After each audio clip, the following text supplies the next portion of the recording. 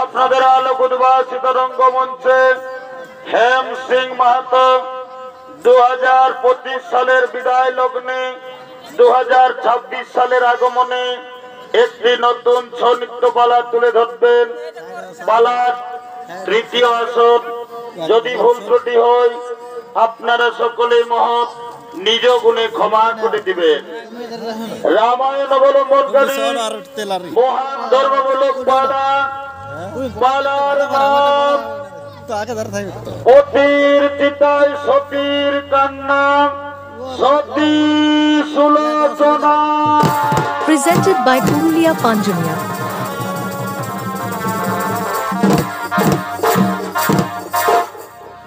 অতির চিতায় সতীর কান্না, সতী সুলোচনা। এদিকে বীরঙ্গনা সুলোচনা, বীরঙ্গনা সুলোচনা নাগলোক পরিদর্শন করার জন্য নিজ সখীদের সঙ্গে নাগলোকে আগমন করছে।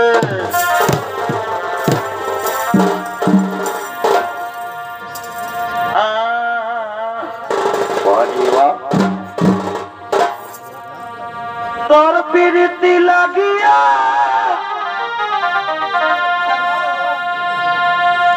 আমি আছি পথ চাহিয়া। কি কি কি?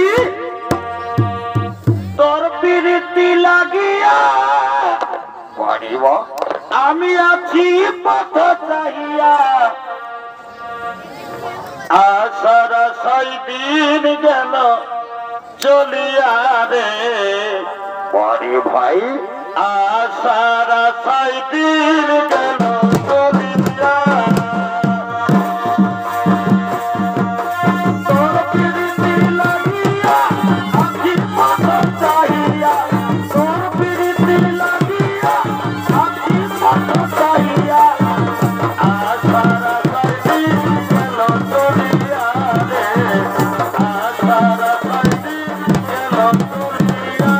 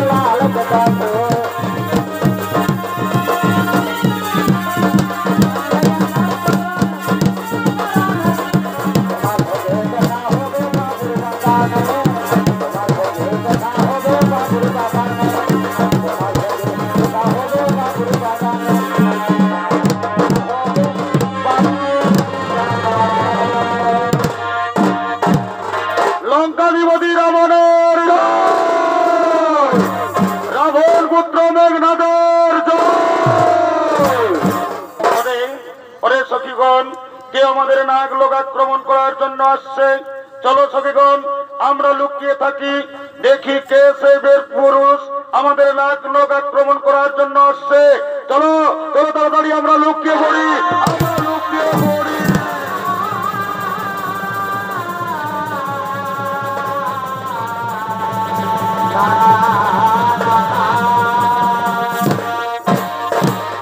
আর ওদিকে মেঘনাথ সমস্ত মন্ত্রী সেনাপতিদের নিয়ে নাগ লোক আক্রমণ করার জন্য আগমন করছে।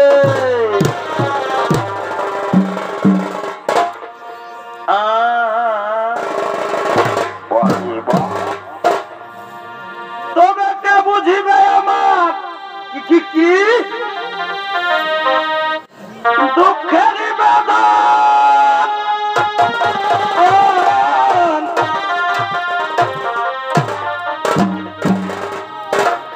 তবে কে করিবে আমার দুঃখ নিবারণ। ওই আমি ভেবে ভেবে হইলাম জোড়াগো, শয়নে স্বপনে নিশি জাগরণে। হাইরে হাইরে হাইরে এ ভাই, শয়নে স্বপনে পারিব নিশি জাগরণে। আর ওই আমি ঘুরে বেড়াই খেপার পাড়া গো, ওই আমি ঘুরে বেড়াই খেপার পাড়া গো, আমার দুনয়নে বহে ধারা গো, আমার দুনয়নে বহে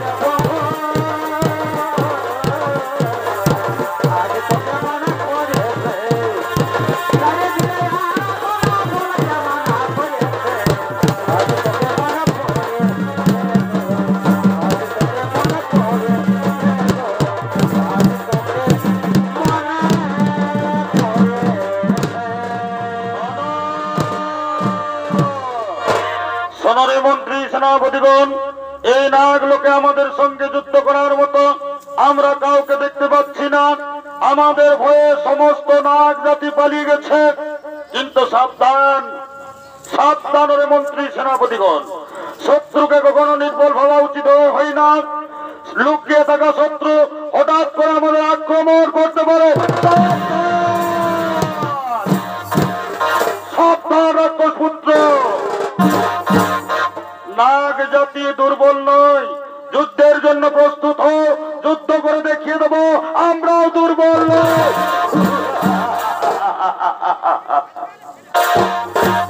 আমাকে হাসালে সুন্দরী, তুমি আমাকে হাসালে।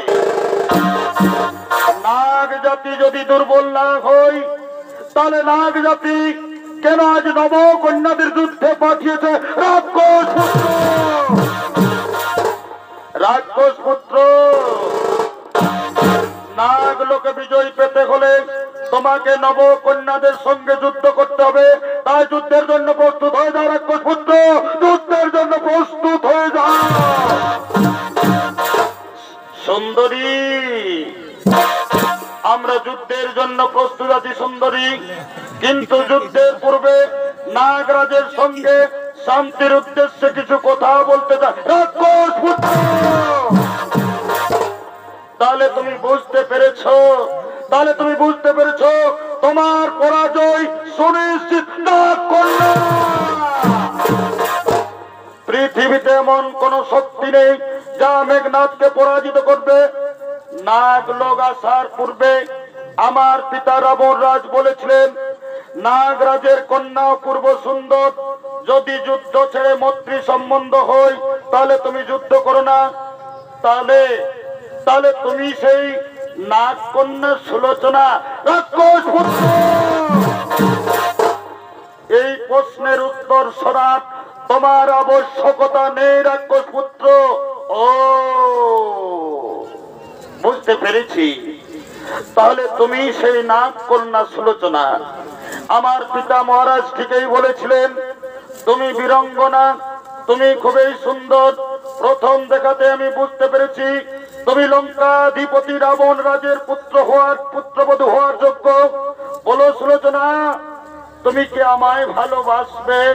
তুমি কি আমার জন্ম জন্মান্তরে হবে? হ্যাঁ হে কুমার, আমিও তোমাকে প্রথম দেখাতে ভালোবেসেছি। আজ আমি যুদ্ধ চাই না, আমি আমার হাতের অস্ত্র ফেলে দিলাম। আজ থেকে তুমি আমার, আমি তোমার, দুজন দুজনা।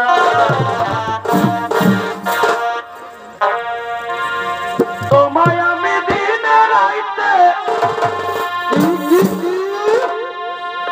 তোমায় আমি দিনে রাইতে পড়িব,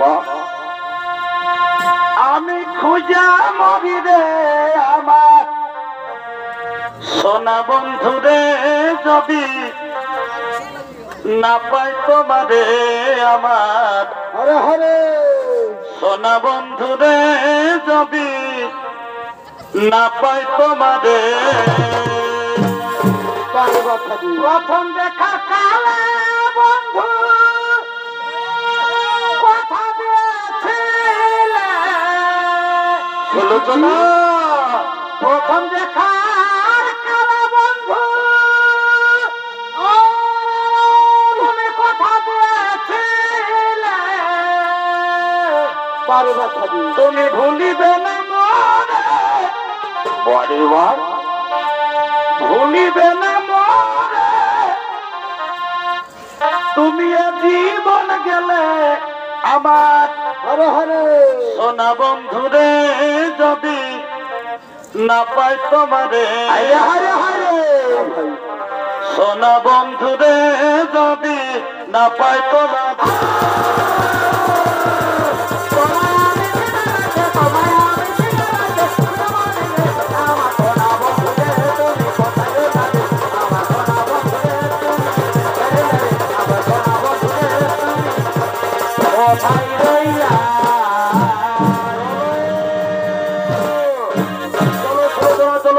এবার আমি তোমাকে লঙ্কায় নিয়ে যাব। চলো সুলোচনা, এবার তোমাকে আমি লঙ্কায় নিয়ে যাব।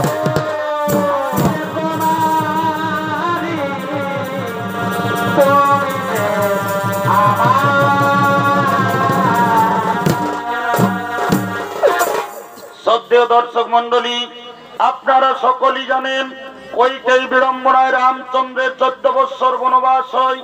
বনবাসে থাকাকালীন লঙ্কেশ্বর রাবণ সীতাকে হরণ করে রামচন্দ্র বানর সৈন্যের সহায়তায় সীতাকে খোঁজ করেন। রামচন্দ্র বানর সৈন্য নিয়ে লঙ্কায় যান। শুরু হয় রাম রাবণের মহাযুদ্ধ। মোট 10 দিন যুদ্ধ হয়। লঙ্কার বলশালী যোদ্ধা কুম্ভকর্ণের মৃত্যুর পর রাবণ রাজ একটি সভা ডেকেছেন। ওই সভায় আসছেন রাবণ সমস্ত মন্ত্রী সেনাপতিগণ।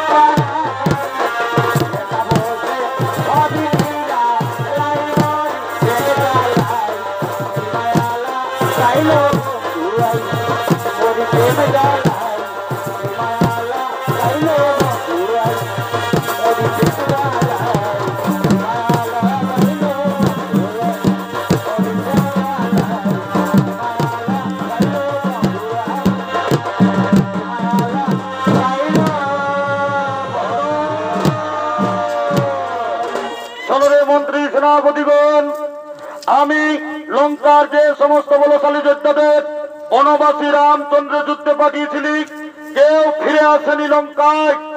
ধীরে ধীরে লঙ্কার সৈন্যবল দুর্বল হয়ে পড়েছে। তাই আর আমি যুদ্ধকে দীর্ঘায়িত করতে চাই না। আজ আমি যুদ্ধে গিয়ে ওই বনবাসীদের আমি হত্যা করব।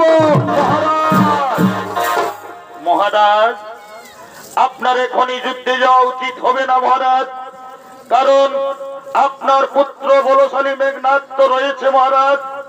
আজ আপনি এই মেঘনাদকে যুদ্ধে পাঠিয়ে দিন মহারাজ। হ্যাঁ, ঠিক বলেছ রে মন্ত্রী সেনাপতিগণ, আমার সবচেয়ে বলশালী পুত্র মেঘনাদকে আমি যুদ্ধে পাঠাবো। কোথায় ওদের মেঘনাদ?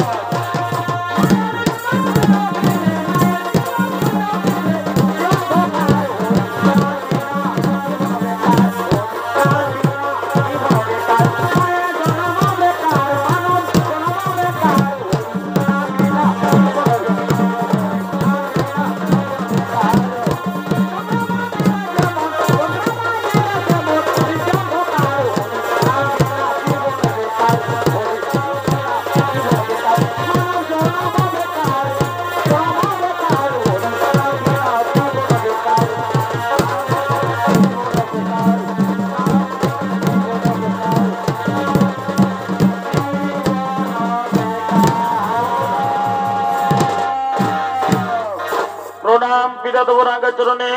বলুন পিতা, আমায় কি জন্য সবাই ডেকেছেন পিতা? ওরে ওরে পুত্র মেঘনাদ, আমি লঙ্কার যে সমস্ত বলশালী যোদ্ধাদের ওই বনবাসী ভিখারি রামচন্দ্রের যুদ্ধে পাঠিয়েছিলাম, কেউ ফিরে আসেনি লঙ্কায়। ধীরে ধীরে আমার লঙ্কার সৈন্যবল দুর্বল হয়ে পড়েছে, আর আমি যুদ্ধকে দীর্ঘায়িত করতে চাই না। তাই আমি মনে ভেবেছিলাম আজ আমি নিজে যুদ্ধে গিয়ে ওই বনবাসীদের আমি হত্যা করব। কিন্তু আমার মনে পড়লো আমার বলশালী পুত্র মেঘনাদ তো রয়েছে, আজ আমি মেঘনাদকে যুদ্ধে পাঠাবো। ওরে পুত্র মেঘনাদ, আজ তুই যুদ্ধে যা বাবা, ওই বনবাসী ভিখারি রামচন্দ্রের মাথা কেটে তুই আমার চরণ তুলে এনে দিবি। হে পিতা, আপনার আজ্ঞায় শ্রদ্ধার্য পিতা, আপনি চিন্তা করবেন না পিতা, ওই বনবাসী রাম লক্ষণের মাথা কেটে আমি তোমার চরণ তুলে এনে দেবো পিতা।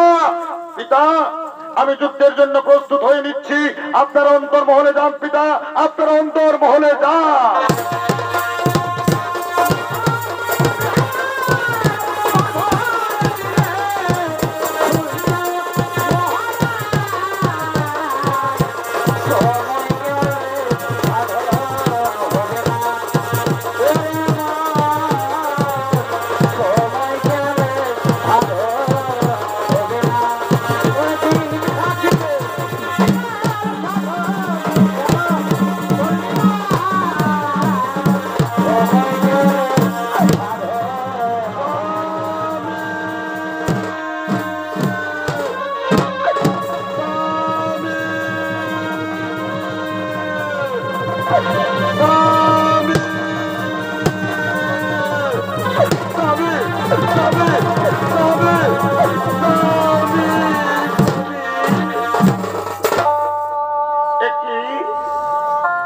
স্বামী, তুমি কোথায় চলেছ? প্রিয়ে, শুনেছ না, আজ আমি যুদ্ধে যাচ্ছি। আজ আমার পিতা মহারাজ আমাকে আদেশ করেছেন, ওই ভিখারি রাম লক্ষণের মাথা কেটে আমি আমার বাবার চরণ তুলে দেব না। না স্বামী, না, আমি তোমাকে যুদ্ধে যেতে দেব না। কারণ তুমি যাকে ভিখারি রামচন্দ্র বলছো, উনি রামচন্দ্র নন, উনি হলেন স্বয়ং বিষ্ণুর অবতার। সীতা হলো মাতা জগদম্বা। তাই আমি আপনাকে রণে যেতে দেব না স্বামী, আমার মনে বড় ভয় হয় স্বামী।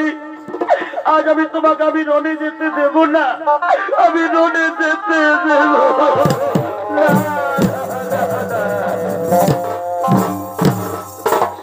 প্রিয় সুলোচনা, রামচন্দ্র যদি স্বয়ং বিষ্ণুর অবতার হয়, আজ মেঘনাদের হাতে তাকে কেউ বাঁচাতে পারবে না। তার শির কেটে আমার বাবার চরণ তুলে এনে দেব না। না স্বামী, না, আমার বিশ্বাস হয় না।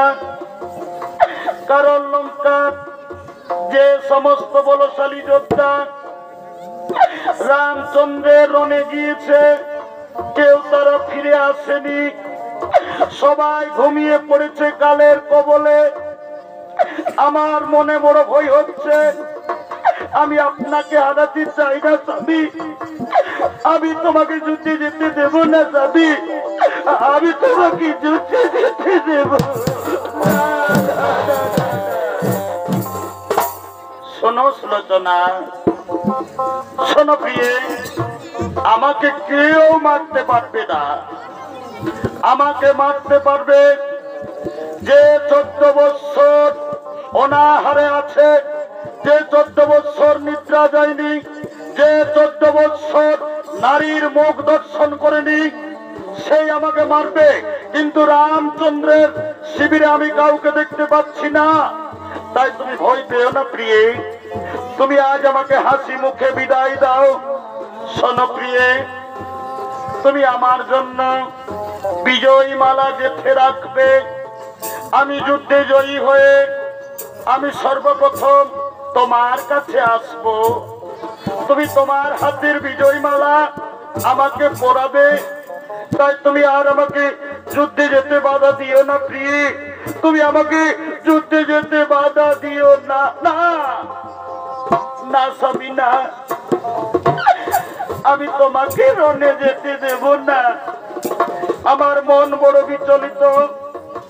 আজ রাত্রে আমি অশুভ স্বপ্ন দেখেছি। কে যেন আমার স্বামীকে আমার কাছ থেকে কেড়ে নিচ্ছে।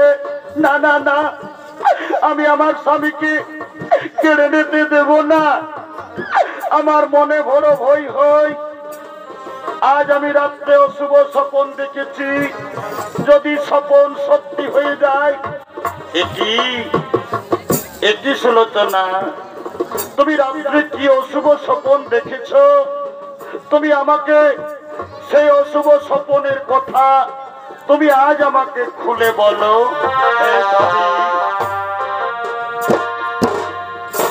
আর অগমর স্বামী দেবতা, শোনো সুলোচনার কথা। স্বামী,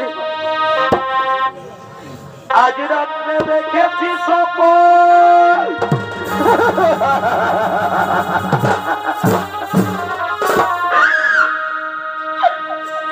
এগো লঙ্কায় বুঝি ভূতে এসেছে।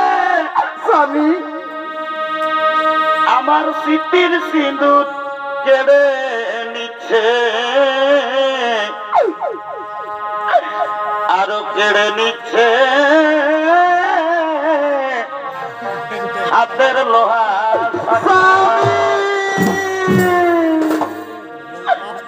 আমার শ্বশুরের মন্দসা দেখি করজোড়ে গাধার উপর আছেন বসি। লোচনা, শূন্য দেখি শাশুড়ি মার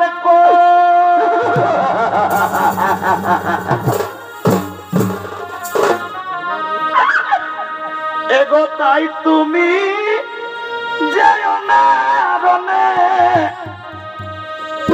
আমি একা ঘরে থাকিতে মনে। আমি সুলোচনা নবীন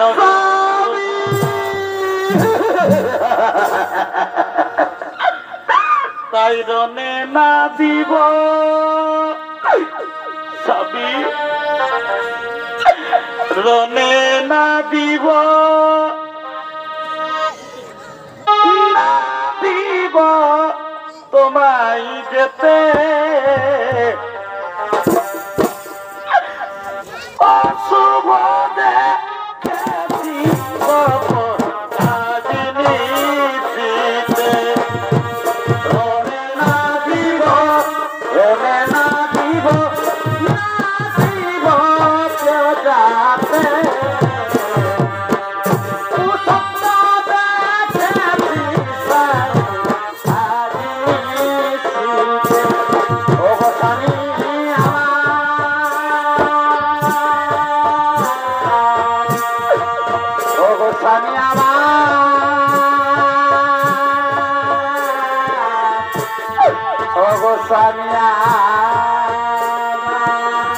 শোনো সুলোচনা,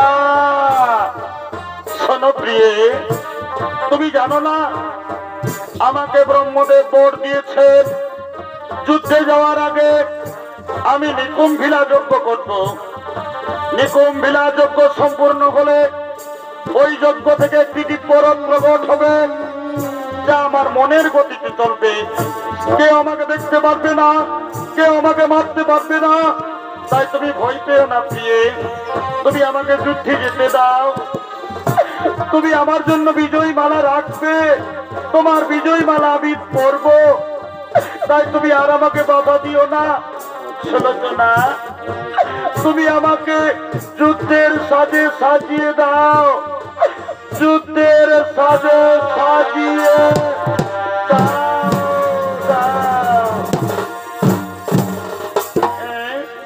হে স্বামী, আর আমি তোমাকে বাধা দেব না, আর আমি তোমাকে যুদ্ধে যেতে বাধা দেব না। আজ আমি আপনাকে যুদ্ধের সাজে সাজিয়ে দেব। আপনি দাঁড়ান, দাঁড়ান স্বামী, আজ আমি প্রতিবরণ করে আমি নিজের হাতে তোমাকে যুদ্ধের সাজে সাজিয়ে দেব। জীবনের সার তুমি প্রভু গো আমার,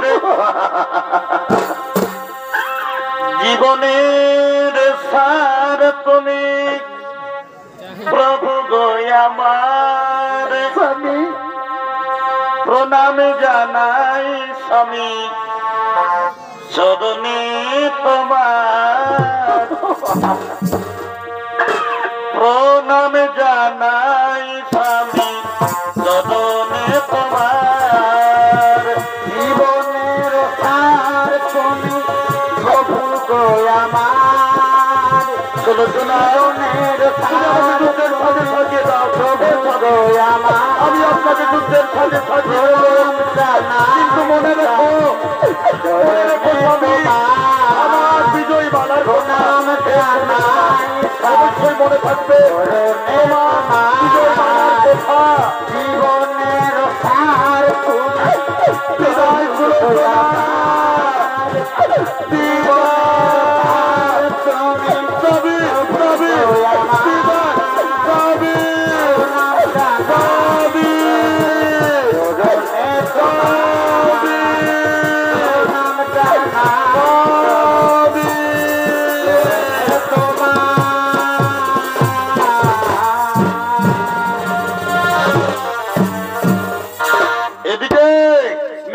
নিকুম্বিলার মন্দিরে সমস্ত সৈন্যদেরকে নিয়ে নিকুম্বিলার মন্দিরে আগমন করছে।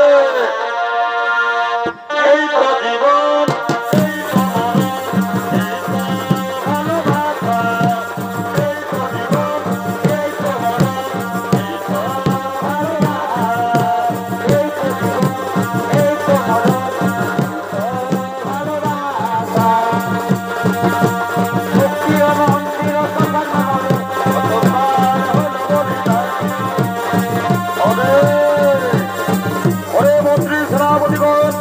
আমি মাতা নিকুম্বিলার মন্দিরে এখনই যুদ্ধে যজ্ঞে বসবো, তা তোমরা সজাগ থেকো, কেউ যেন প্রবেশ করতে না পারে মাতা নিকুম্বিলার মন্দিরে।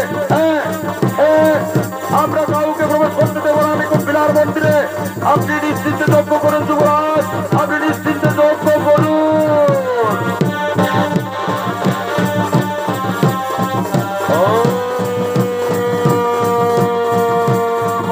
নিকুম্বিলা দেবী নমো নমঃ, নমো চামুণ্ডায় নমো নমঃ, মাতা নিকুম্বিলায় নমো নমঃ। লক্ষণ লক্ষণ, ওই দেখো ভাই মেঘনাথ যজ্ঞ আরম্ভ করেছে, যজ্ঞের যে ধোঁয়া উঠছে। সুগ্রীব হনুমান যাও তাড়াতাড়ি তোমরা যজ্ঞকে লন্ড ভন্ড করো, যজ্ঞকে তোমরা লন্ড ভন্ড করে দাও।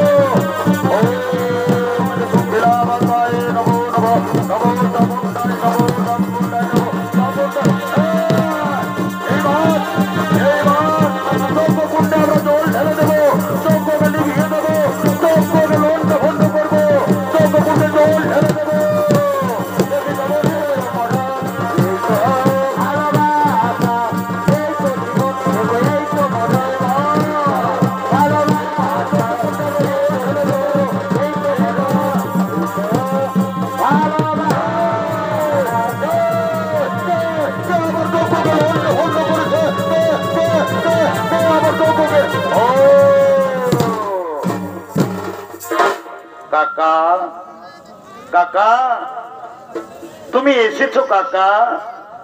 কাকা বলো না কাকা, আমি তোমার পুত্র হয়ে তোমার কি অন্যায় করেছি যে তুমি গোপন এই নিকুম্বিলা মাতার মন্দিরের পথ তাদেরকে বলে দিয়েছ? তোমাদের ভাই ভাইয়ের দ্বন্দ্ব হতে পারে, কিন্তু আমি তো তোমার ছেলে, আমি তো তোমার সঙ্গে কোনো দ্বন্দ্ব করিনি। লক্ষণ, লক্ষণ, মেঘনাথ এখন নিরস্ত্র। এই নিরস্ত্র অবস্থায় মেঘনাথকে তুমি বধ করো। লক্ষণ, আর দেরি করো না, তুমি মেঘনাথকে বধ করো।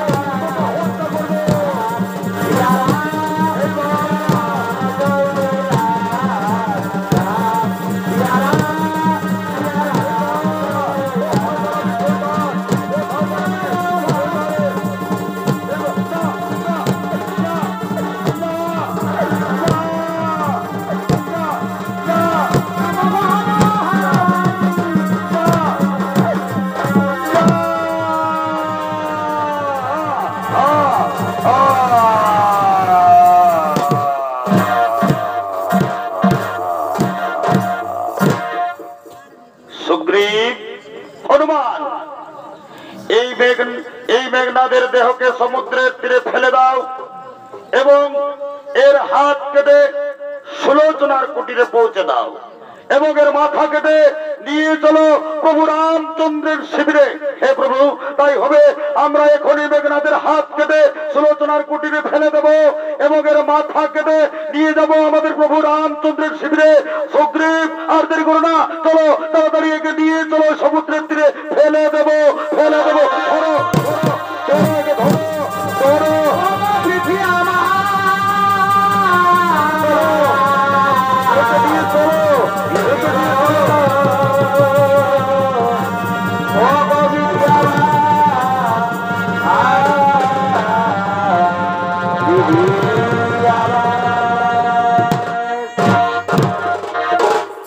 আজ সুলোচনার মন বড় চঞ্চল।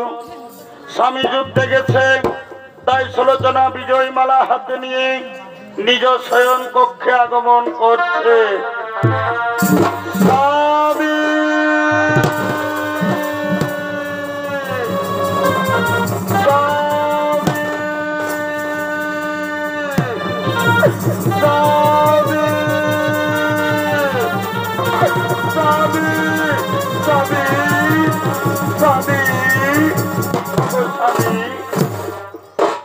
তুমি যুদ্ধে জয়ী হয়ে কবে আমার কাছে ফিরে আসবে? ওগো, আমি যে তোমার জন্য বিজয়ী মালা গেঁথে রেখেছি, তুমি আমাকে বলেছিলে যুদ্ধে জয়ী হয়ে তুমি আমার কাছে আসবে, তবে এখনো কেন তুমি আমার কাছে ফিরে এলে না? এটি ওখানে কি রয়েছে? এই যে কাটা হাত, তুমি কি আমার স্বামীর কাটা হাত? না না না, এ আমার স্বামীর কাটা হাত নয়। কে আমার সতীত্ব নষ্ট করার জন্য? তবে আমি পরীক্ষা নেব, সত্যি যদি আমার স্বামীর কাটা হাত হই, তাহলে আজ আমাকে যুদ্ধের বিবরণ লিখে দেবে। না না না, আর আমি দেরি করব না। আমি আমার স্বামীর হাতে কলম থামিয়ে দেব, আমি ওই কাটা হাতে কলম থামিয়ে দেব, থামিয়ে দেব। একই কাটা হাত কি যেন লিখতে আরম্ভ করেছে। ওই তো কি যেন লিখলো, কি যেন লিখে ফেললো, কি যেন লিখলো। সুলোচনা,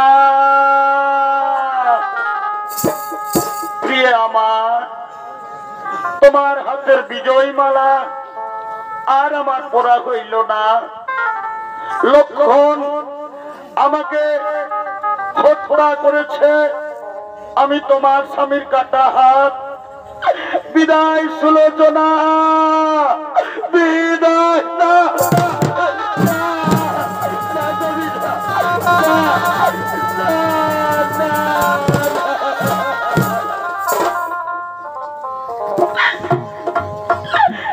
না সবিতা,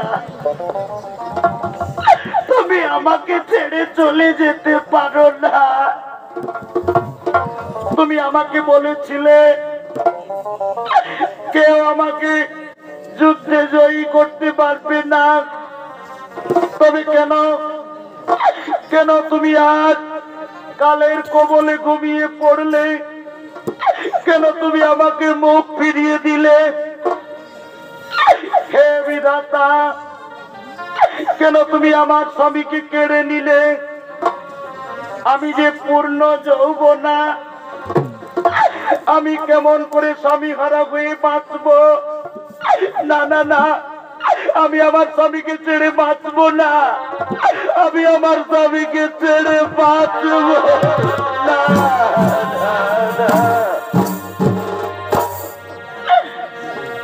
আমি লয়ে রমণী জন্ম,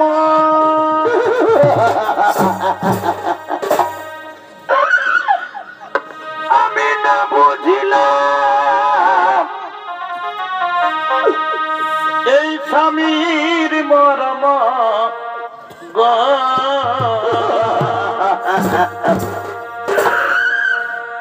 আমি লয়ে রমণী জন্ম, আমি না বুঝিলাম এই স্বামীর মর্ম গো। আমার ধিকি ধিক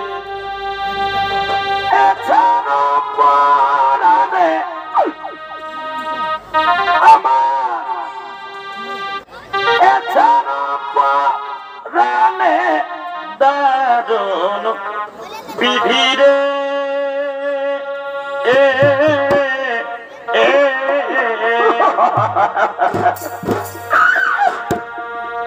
আজি নারী জন গেল কারণে দারুণ বিধিরে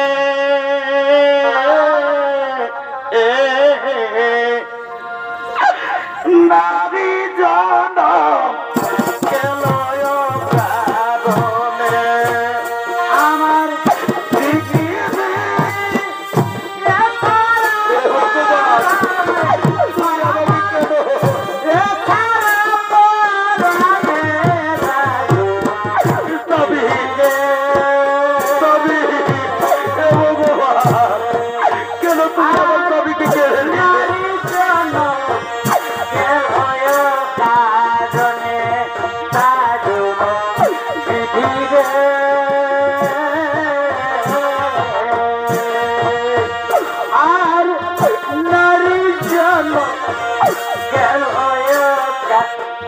স্বামী আমার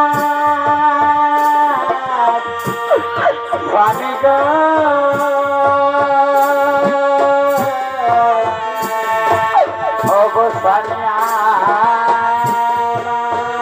স্বামী আমি আপনাকে বারবার যুদ্ধে যেতে বাধা দিয়েছিলাম, কিন্তু তুমি আমার কথা শুনলে না। তুমি আমাকে বলেছিলে আমার জন্য বিজয়ী মালা গেঁথে রাখবে, তুমি আমার হাতের বিজয়ী মালা পরবে, কিন্তু কেন তুমি ফিরে এলে না? কেন তুমি চিরজীবনের মতো আমাকে ছেড়ে চলে গেলে? আমি আমার স্বামীকে ছেড়ে বাঁচতে পারবো না, আমি এখন কি করব? আমি আমার স্বামীকে ছেড়ে বাঁচবো না, স্বামীকে ছেড়ে বাঁচতে পারবো না।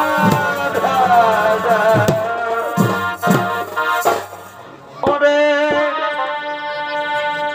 মায়ার একটা মানুষ ছিল,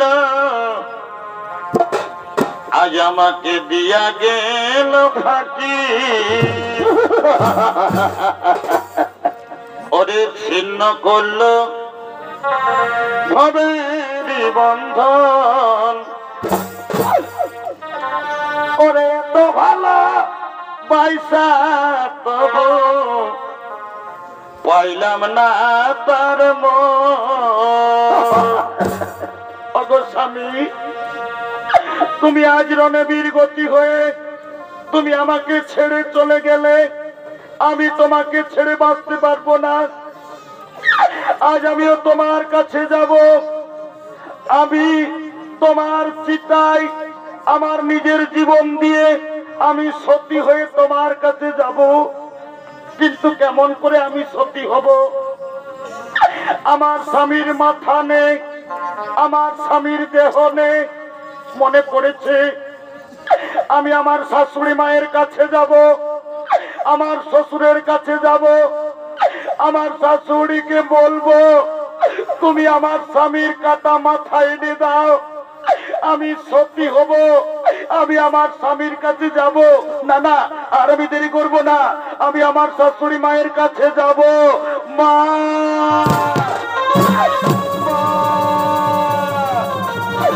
মা,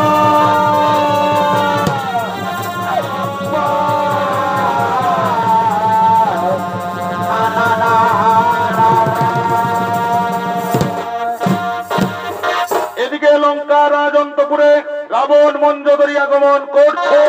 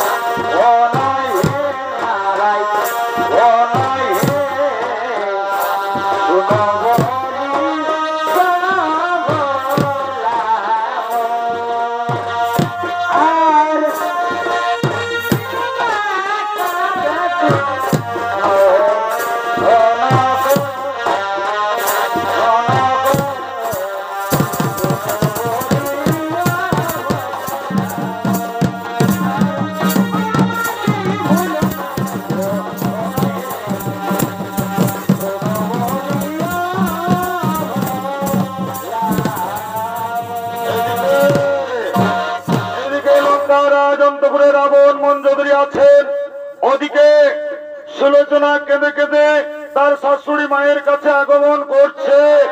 মা, বাবা, মা,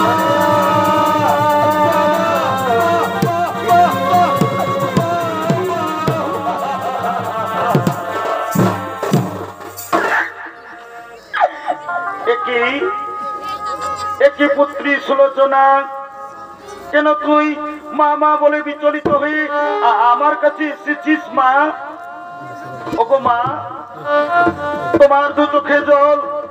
আমার পুত্র মেঘনাথ কি সকুশলে যুদ্ধ থেকে ফিরে এসেছে? বল মা, বল, আমার পুত্র কি সকুশল যুদ্ধ থেকে ফিরে এসেছে? মা,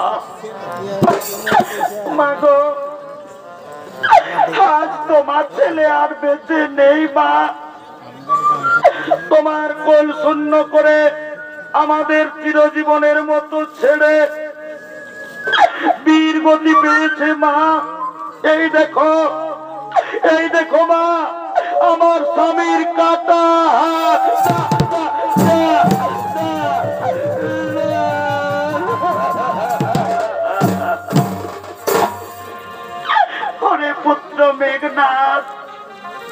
ওরে তুই লঙ্কার শেষ প্রদীপ ছিলি, তুই আজ মায়ের কোল শূন্য করে তুই তোর মাকে ছেড়ে চলে গেলি রে। কে বলবে আমাকে মামা, কে বলবে আমাকে মামা? ওরে মেঘনাথ, তোর জন্মের সময় মেঘ গর্জন করেছিল, এই জন্য নাম রেখেছিলাম মেঘনাথ। সবাই বলেছিল কেউ তোকে যুদ্ধে পরাজিত করতে পারবে না। তবে কেন, কেন রে পুত্র আজ মায়ের কোল শূন্য করে আজ তুই কালের কবলে ঘুমিয়ে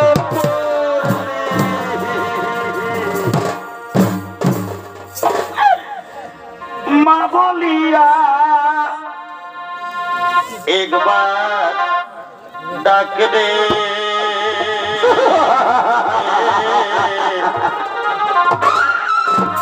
পুত্র ওরে বাচ্চা ধর,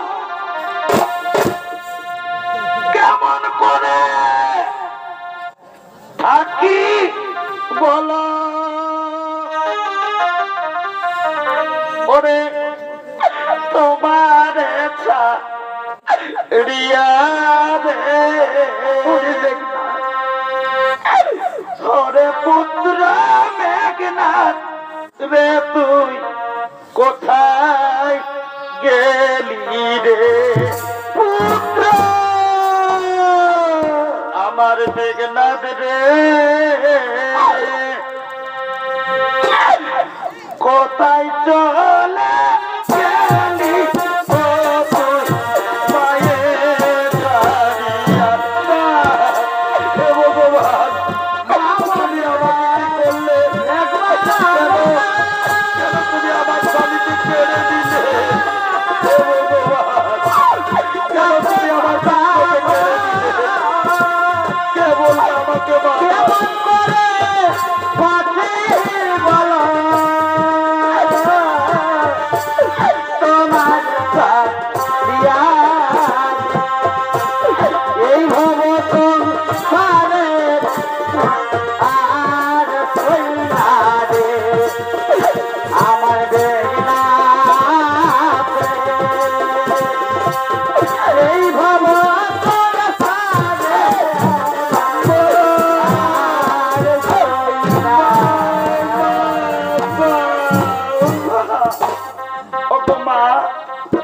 তুমি আর কেঁদো না মা, আমি আমার স্বামীকে ছেড়ে আর বাঁচবো না।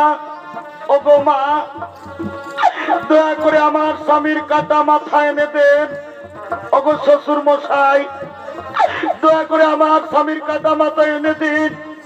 আমি আমার স্বামীর চিতায় জীবন দিয়ে আমি সতী হয়ে আমি আমার স্বামীর কাছে যাব। সুলোচনা, রাবণ কখনোই ভিখারি রামচন্দ্রের কাছে মাথা নিচু করবে না। তোমার যদি মাথার প্রয়োজন তুমি নিজেই চলে যাও, আমি এখনই যুদ্ধে গিয়ে ওই বনবাসীদের আমি হত্যা করে ফিরে আসবো। আমি যুদ্ধে যাচ্ছি, আমি যুদ্ধে যাচ্ছি।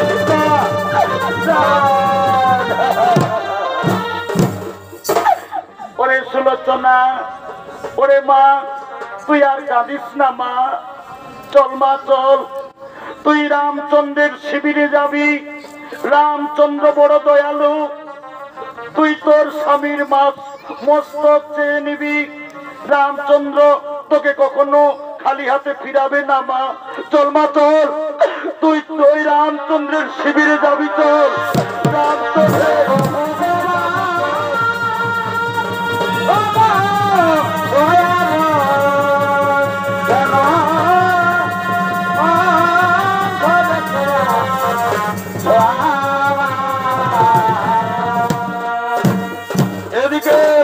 রামচন্দ্রের শিবিরে রাম লক্ষ্মণ সুগ্রীব বিভীষণ হনুমান আগমন করছে।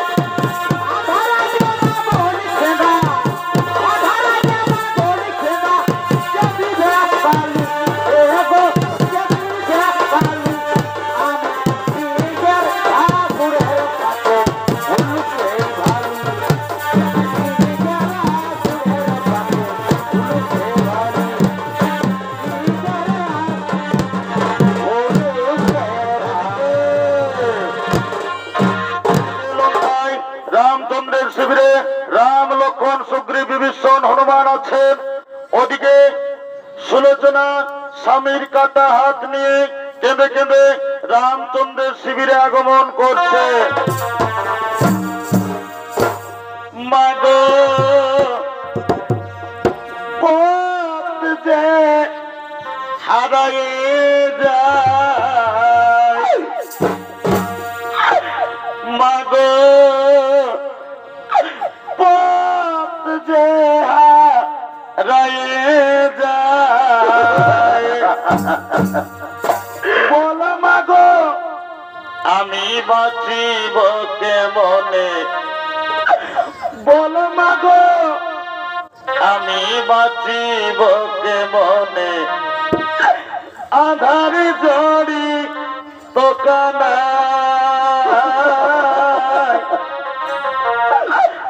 পথ যে হারায়ে যায়, মাগো পথ যে হারায়ে যায়, আর বল মাগো আমি বাঁচিব কেমনে, বল মাগো আমি বাঁচিব কেমনে, আধার জড়ি তোকানা পথ যে হারায়ে যায়, মাগো পথ যে হারায়ে যায়, বল মাগো বাঁচিব কেমনে, বল গো মায়া আমি বাঁচিব কেমনে, আধার জড়ি তোকানা পথ যে হারায়ে যায়, মাগো পথ যে হারায়ে যায়, পথ যে হারায়ে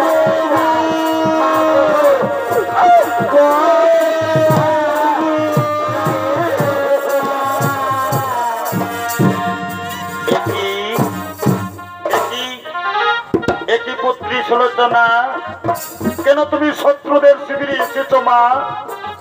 ওগো সুলোচনা, তুমি শত্রুদের শিবির থেকে পালিয়ে যাও মা, কেন তুমি শত্রুদের শিবিরে এসেছো?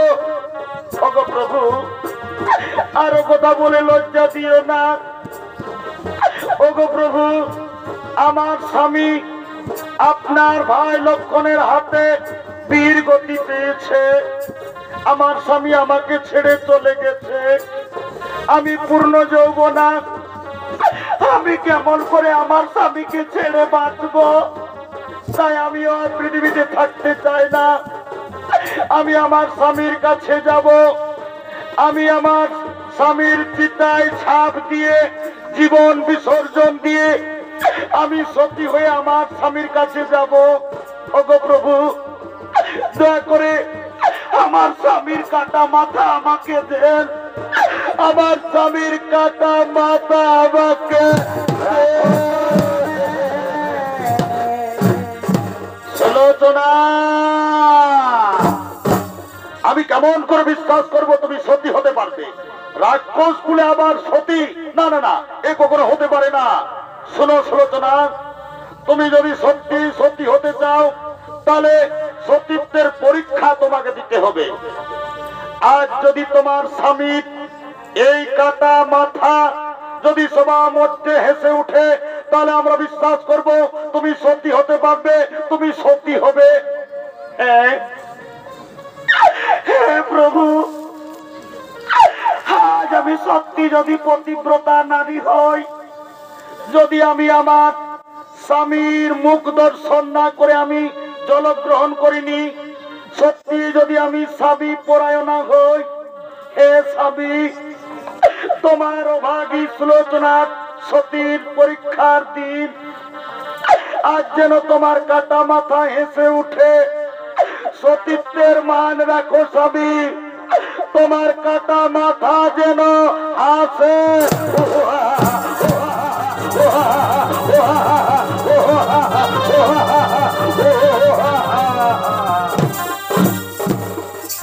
মা, মা সুলোচনা, আজ আমি বুঝতে পেরেছি মা, তুমি সত্যি সত্যি, তোমার স্বামীর কাটা মাথা আজ সবার মধ্যে হেসে উঠলো। ওগো মা, এই নাও মা, এই নাও মা তোমার স্বামীর কাটা মাথা। তুমি সত্যি যাও মা, তুমি সত্যি যাও। ওরে সুগ্রীব, ওরে হনুমান, যাও তোমরা সমুদ্রের তীরে এই মাতা সুলোচনাকে তোমরা চিতা সাজিয়ে দেবে। ওই চিতায় মাতা সুলোচনা সতী হয়ে স্বামীর কাছে চলে যাবে।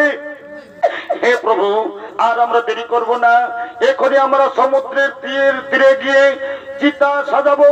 সেই চিতায় আমাদের মাতা সুলোচনা সতী হয়ে স্বামীর কাছে যাবে। চলো এবার আমরা সমুদ্রের তীরে যাব।